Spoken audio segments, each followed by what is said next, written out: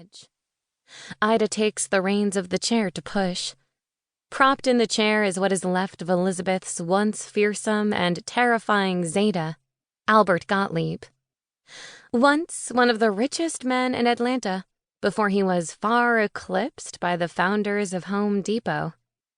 Bubby Ida is stopped every few inches by well-wishers. Then she comes face to face with Zeta Albert's doppelganger, a tiny thread of a boy curled into a wheelchair, whom I at first take for Stephen Hawking before recognizing Jeffrey Wolfe, who I did not know was still alive. I heard that Elizabeth's grandfather had had a stroke. I was always scared of Zeta Albert growing up. They had an overly chlorinated swimming pool, the only one we had access to before the neighborhood ones opened up, so we would congregate there in May and swim until our eyes turned red. Bubby Ida had installed a slide, obviously for the use of children, and she made us sandwiches with the crusts cut off. But if you dripped water into the house or splashed the plants in the planters, Zeta Albert would yell. Now he is confined to a wheelchair, his skin ashen and his eyes bruised.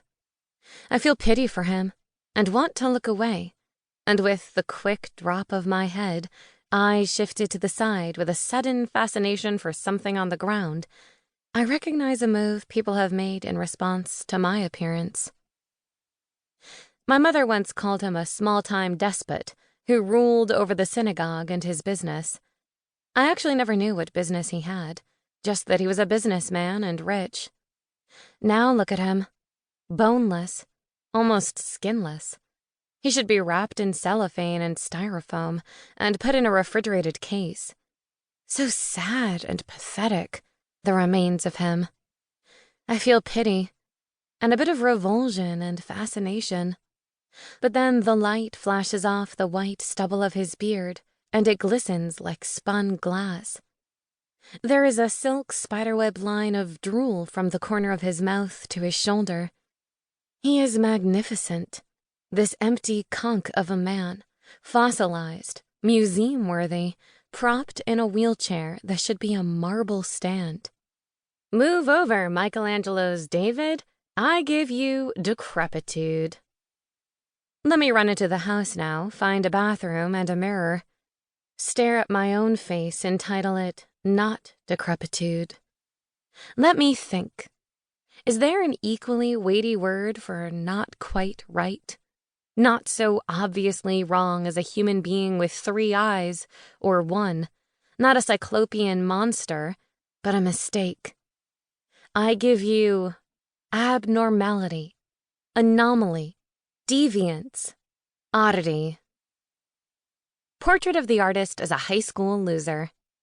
I had a port wine stain covering half of my left cheek, encircling my left eye like a claw, extending down my neck, and, no, to all the people who have asked or imagined, not touching the breast.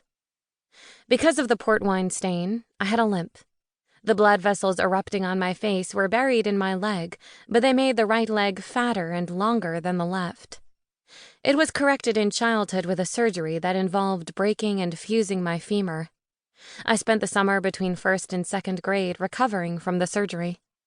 The legs are the same length now, but the limp is incurable. Despite years of braces and orthopedic shoes, it cannot be fixed. Since infancy, I have worn glasses, though they have corrective lenses for the right eye only. The veins have smudged my vision in that eye, though my parents reminded me it could be worse. The first specialists told them I would be blind and have seizures and perhaps mental retardation. It was a good thing my father was a doctor. He took me to Boston's Children's, and we met Dr. Lloyd Hartman. He should have been a cardiologist with that name, my dad never tired of saying. Dr. Hartman told my parents I would not be retarded and I would not be blind, but there was no fixing the port wine stain. It went too deep. My baby pictures are hideous. I was a fat, multicolored gargoyle with an eye patch and a swollen cheek. One day, I tore the pictures out of the photo album, ripped them to shreds, and threw them away.